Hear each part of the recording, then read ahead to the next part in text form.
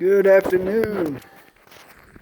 It's SQUAREPEG, and I'm going to tell you what I took on my lash this year in 2020. As you can see, it's me. And I've just gotten done with Katahdin. I'm lacking about 150 miles to finishing this year, which I'll have to save till next year. So one thing I've never done, and some people have asked me, is to show what is in my pack at the end of a thru hike. What did I end the thru hike with? What did I change? And so here we go. We'll start with the sleep system. We'll go with the big three first. Okay, here's what we got. The sleeping bag is the Nemo Forte. It's a 20 degrees semi-rectangular bag. And I love this bag. It is comfortable. It is weatherproof. I mean, I've been in some 18 degrees with this bag, and with my other gear, like my liner and my winter clothing, I was actually able to stay pretty warm. So I love this pack. I love that it has a hood that you can close, tighten up. I love this little flap here, and what it's designed to do is when you climb inside, it goes underneath across the top, and it's designed to prevent drafts from coming in and keep you warm. It has these wonderful zippers here that if it gets warmer, you can unzip these zippers along your torso, and it just vents out huge amounts of heat. I mean, you instantly feel cooler when you undo both of the zippers. Plenty of room at your feet, plenty of room to turn on your side. I usually stuff my pillow inside the hood there, just to keep it in place while I'm laying on it. As far as my sleeping bag liner, this is a Sea to Summit Thermic Reactor Extreme 25 degree sleeping bag liner. Oh, so comfortable. And during the summer, and with my summer bag, I will often just sleep in this sleeping bag liner on top of my summer bag, which is a 55 degree Stratus from Anti-Gravity Gear. That was an amazing sleeping bag. And it did me great from Damascus, Virginia, all the way up to Glencliff, right before Mount Mooselock, where I traded up for my cold weather gear.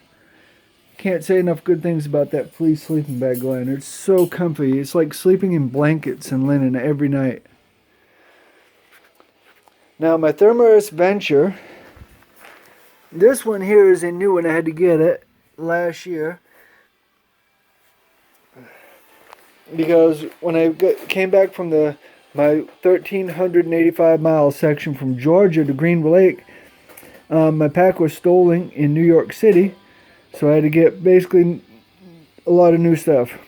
But luckily not my sleeping bag. That was part of my cold weather gear that I sent back. So what I also have is I have a heavy duty trash bag liner that I slit down the sides, and I'll lay underneath my sleeping pad. This is for a couple reasons. One, to help keep my stuff cleaner, my sleeping bag and stuff. Two, as puncture protection. It's just like having something there to keep, my pad from abrading on the ground, or the shelter floor, which I spent most of my nights at shelters. For my sleeping bag and sleeping bag liner, I have a compression sack that I use just to keep it in, when I'm hiking during the day. Otherwise, I keep it, loosely packed so it doesn't compact. So that is my sleeping set right there. Okay. Next, we're going to go over to my Osprey Exos 58 liter. I love this pack. So comfortable and cozy. But since I usually carry a lot more weight than is recommended, I added some, I took a seat pad and I wrapped it around here to give it some more cushioning. And I put some of it down at the bottom under my lower back as lumbar support, and it has worked really great. I carry a little thermometer to tell how cold it is. On Sunday morning or Monday morning, it was 32 degrees. This is Sidekick, my flamingo that hiked from Greenwood Lake all the way to Katahdin, with the exception of the 150 miles I had to bypass, because I had flipped up to Katahdin from Stratton and I was going to go back down, but I was having knee issues coming down from Katahdin. Like my right knee gave out on me 3 times and I almost fell off the mountain.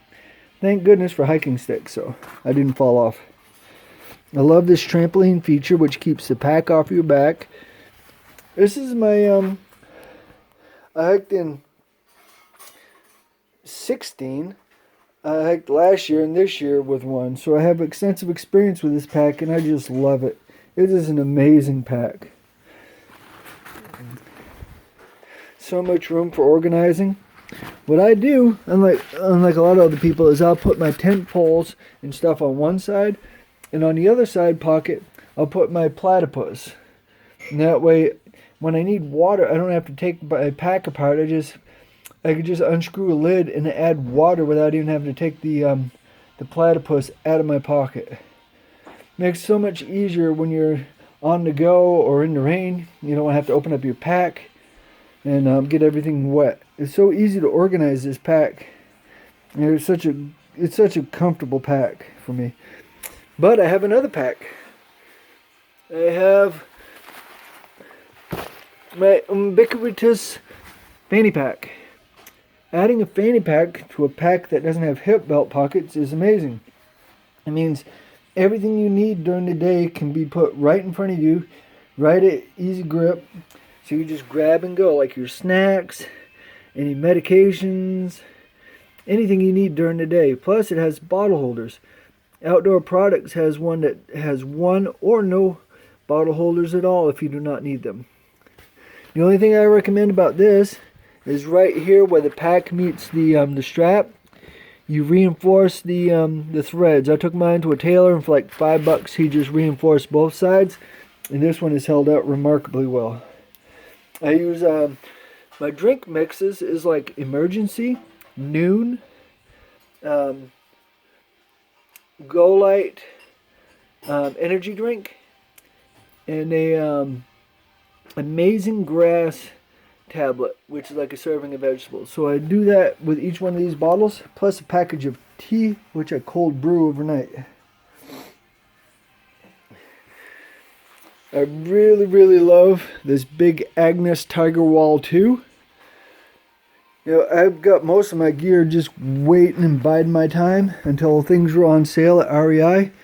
So I literally saved so much money just by being patient. For a 2-person tent, I would not recommend 2 people in here unless you're like freezing to death and you're like semi-small people. But for 1 person, this is so much room and it's so comfortable. It has vestibules on both sides with this mesh, so you can like unzip the outside, unzip the rain fly, and just wind will just blow through it, and you'll almost stay dry. If it's just like a light rain, you can open up the vestibule doors and rain won't even come in hardly. Easy to set up, fast, only a little over 2 pounds for a 2-person tent, so it is so light. It's right up there with the ultralight tents when you consider all the poles and stuff. Some of those poles you have to add hiking poles to, so they weigh more than this 2-person tent. So yeah, I really like that. So other stuff. These are my Leckies. I've been hiking with them since before I came out this year. I've been using them a lot. I use road tips. These are the Legacies. I've had these since Boiling Springs in Pennsylvania in 2016. when I first bought them. Amazing. I really like them. Some odds and ends. Yes, I bought a bicycle lock. I learned if you take a bicycle lock, you wrap it through these metal things right here, and then you lock it to a post or something outside of a store. And I will also clip these things here around the post in the sternum strap. So when somebody comes up to grab your pack and run off with it, not only does it have a bicycle lock attached to it, which weighs less than a pound. It was like $5. They also have to unattach your sternum strap and your hip belt. And by that time, they don't want to wait around that long trying to steer your pack. They just leave. So I also carry sunblock and off. There's my bear rope. Somehow my original paracord got lost, and the trail provided with this at the very next shelter. So when the trail provides, I just rolled with it and kept it. Another Granite Gear stuff sack for my tent. It's so easy to just like put my tent and fly in there and just compress it down a little bit to make things fit better into my pack. Electronics. Okay, this year I mainly carried my Anchor from Georgia all the way up to Glencliff, and then I added this here, my Rev. So altogether I have 30,000 milliamps of backup power. Because I knew, the further north you get, the farther apart towns are and charging opportunities. So I decided to bring an extra pound and carry that. So I have two of these little things here which weigh like nothing. There's a 2 amp and a 1 amp charger. And this is when you get into hostels or other places where you have limited plug-ins. So this one here, I can plug in 2 for each one of these. So I can basically plug up everything with those. And it's just more considerate of other hikers, to use as few outlets as possible. Carry 4 cords with me. I have the other cord right here, so. For my water system, I have this. I had to trade up my Camelback because my platypus with a Ziploc top on it, it like went out on me several times and came undone. So I couldn't have that with as dry as New England is right now. I couldn't stand losing my water and then not being able to get water for a while. So I just traded up and got this one. I like the screw top on it, and I like the bite valve on it. This is a really nice Camelback. I paid $10 a piece for these clips. These clips to put on either side of my Sawyer Gravity Works or Platypus Gravity Works enables me to take that apart and back flush it without having to constantly pull this on and off here and wearing out that piece of hose. The bonus is these clips, if you disconnect them, they seal the hose so the water cannot come out of it. So that is very helpful and worth the money. I had a backup Sawyer, and there's the bag it came with, a Sawyer Mini, but somewhere along the way it got lost. So I still have the bag, which I use for extra capacity. Like when I roll into a place that doesn't have water, I will fill this all the way up. I will fill this all the way up. That up, I'll fill my 2 20-ounce bottles. And there's usually enough to keep me going for the morning. That's enough water there to cook dinner. That's enough to cook breakfast and coffee. And that's enough to get me, a good way through the day in order to get to the next water supply. Like I said, I also have headphones and a connector for my LifeProof case. This is my back flush. This, you can use your a little tent pole repair. When you come up to a place where the water is like rolling off the edge of a hill right there, you just put this down there, put a rock, and fill up your bottles or whatever with a little hose. Makes things filling up. Keep this water bottle here for when I need to scoop out of a water source. A little pool. getting it out with a bottle is so much easier. Clothing. As you see, the clothing I am wearing now, I started wearing in Hanover. I had these pants with me, but I didn't have I didn't really wear the legs that often until I started having to do serious rock climbing. So having rock climbing when you're putting your knees on the rocks and stuff is so helpful. And these convertible pants are so lightweight and durable that I really enjoy them. I don't have to usually I don't have to put on my my rain pants because my pants are so warm. But during the summer with the shorts on, they stay cool. So I just have a Fiesta shirt from San Antonio Fiesta that I got this year, even though sadly Fiesta was canceled. So this is my outfit. I have underpants on underneath, which you do not get to see.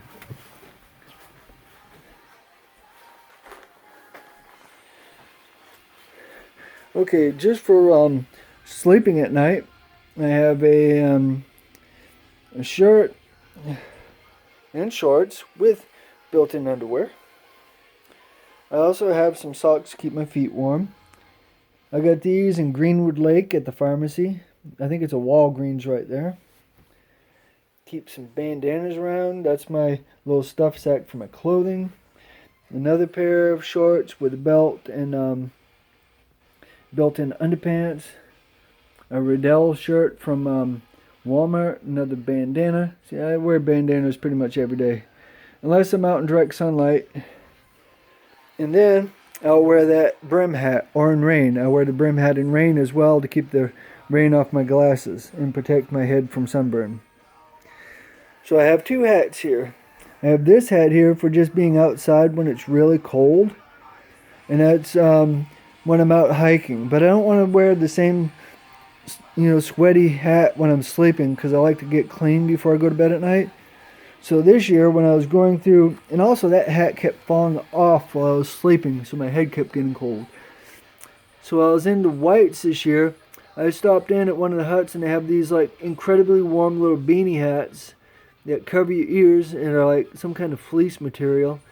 And they're so warm, and I got I think they gave me 20% off because of a note that one of the caretakers at one of the campsites wrote for me. And so I ended up getting a good discount on it, which is why I bought it. And I didn't regret it. It's been so warm. Now, this is a 0 mile mark neck wrap that, along with that hat over there that I bought, both of those, they're like $15 a piece, and I ended up getting a free tent. So that was nice. And I'm still using them, so it was worth the money. I have two different pairs of gloves, one for sleeping and one for during the day when my hiking poles to keep my hands warm. There's my thermal underwear for at night when I'm cold and around the camp. I don't wear them during the day because it's just generally too hot, having all that clothing on. Generally when it's cold, really cold out, I'll just throw on my during the day, I'll just throw on my rain suit, and that helps keep me very warm. There's a Marmot rain jacket, and that is what worked wonderfully, and a pair of Columbia rain pants. And these have like a mesh on the inside of them, and they were so cozy, and they didn't like cling to you like a lot of rain gear does. So I'm very happy with that. My Raging River shoes by Redhead, Raging Water shoes. So far I've been wearing them before I came out here. And one thing I've noticed that after all this time is the Velcro sucks. The shoes themselves are very good. They're comfortable. They're durable. You want to dry them out so you don't walk in them wet because that's rubber there on the inside. So when they're wet, then you're walking around, your feet will slip around inside of them. So, but if you're going to wear them during the day just as sandals, they're fine for that. And they're good for river crossings and camp shoes. These are my Merrells that I bought at Boot City right in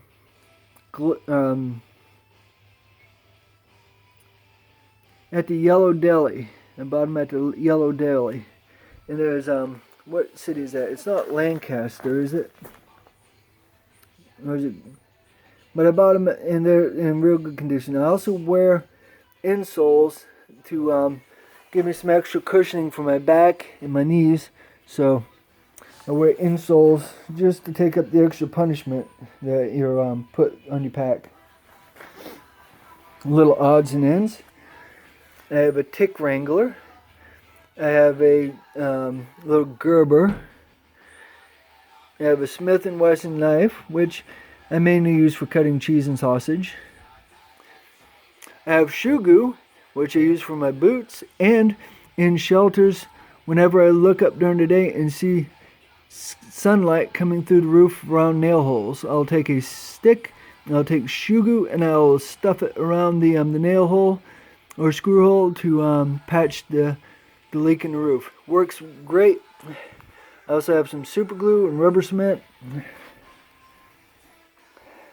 I have a goodly selection of band-aids, gauzes, liquid band-aid ointments like Lotrimin, Benadryl, Neosporin, liquid band-aid, some nail clippers and tweezers, an extra button for my pants, which I had 2 of them, but I had to replace one button already. It's already on my pants.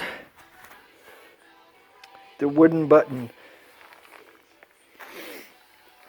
I have what remains of my AWOL guide. My amazing sparkly mica rock that I found. This will be my souvenir of the trip. It was sitting right in the middle of the trail, and I saw it and I was like, yes, that's my rock I'm going to carry. It rocks. So for hygiene, I carried, this is a big bag. I usually break it down into a smaller bag to carry toothpicks. Baby wipes, toothpaste, a folding toothbrush, which is very convenient, body wash, Burt's Beeswax, Gold Bond friction defense, which I use every day when I go out hiking. Don't have to worry about rash. Baby wipes when there's not enough water around to get in the water, or it's too cold, so I clean myself up with baby wipes. They work really well. As far as toilet paper, I usually have I'll usually get down a little bit low, and then I'll get a new roll, so I never run out. That's one thing you don't want to run out on the trail is toilet paper. No job is ever done till the paperwork is done. And then, what time is it? There's always 4:20 time. So, it's been an interesting trip, an interesting year. Eye care. This is to a hydrophobic seal for my glasses. I rub them on and rinse them off real quick and then buff it off, and it keeps my glasses from fogging up. There are a couple of lens wipes there. So that covers that.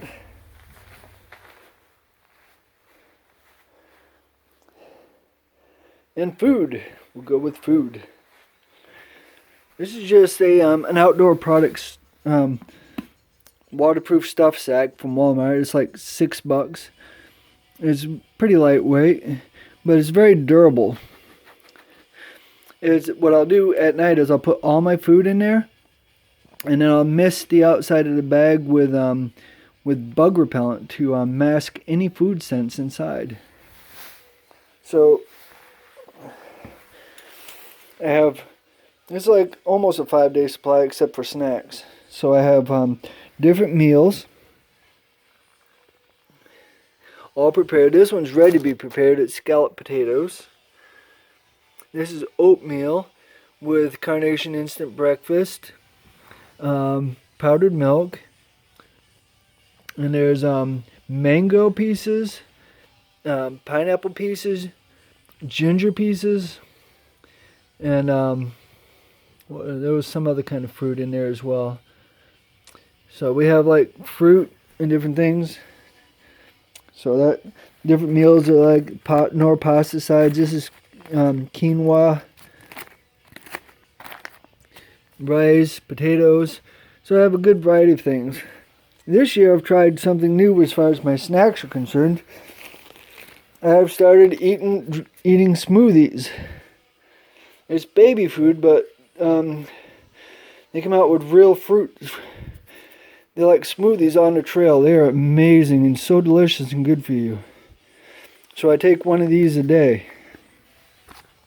Those have like Cliff bars, Kime bars, Nature's Bakery fig bars, and of course the ever-present Snickers bars, the Slim Jim, Cliff bars, and Cliff Builder bars. I also have extra tuna, Cliff bars, and oatmeal for an extra meal. Plenty of Ziploc bags. A spoon and a can opener. Supplements, like I take coconut, I take saw palmetto, I take glucosamine chondroitin for my joints, and some other things, and a daily aspirin. I have Carnation Instant Breakfast, some extra. I have tea. I put tea for my tea bags. And plenty of coffee. And of course, my favorite stove that I've run across so far is a Jetboil. This is a Jetboil Zip. And it is done very well. I took it out on the trail last March, all the way up to Damascus, where I sent it out with my cold weather stuff, luckily. And then I had it sent back to me at Glencliff. So it was one of the few things that didn't get stolen with the rest of my pack. So that's pretty much it. That's all my pack stuff.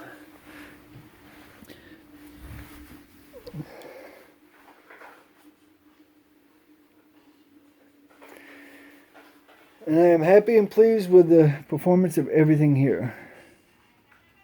Oh, I also bring a little sewing kit. I carry my main flashlight and a backup flashlight, because one thing you don't want to have is be out in the middle of the woods at dark and your flashlight goes out on you for whatever reason. It breaks. So I always keep a backup that I have and some extra batteries. And these Energizer headlamps, I've used them since 2013. So far I haven't had one break, so I'm very happy with them. The batteries last an extremely long time. They're durable, they're waterproof. I've worn them in the rain. So yeah, this is everything. So what do y'all think? If you have questions, let me know.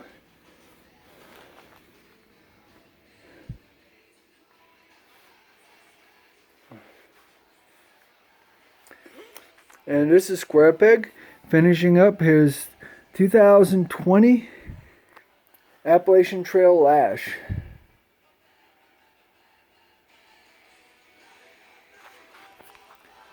See y'all on the trail next year. I'm probably going to come up, maybe do the Vermont Long Trail in Maine, and finish up what I didn't get this year. It's going to be a good year next year. Hope to see y'all out on the trail. SQUAREPEG out.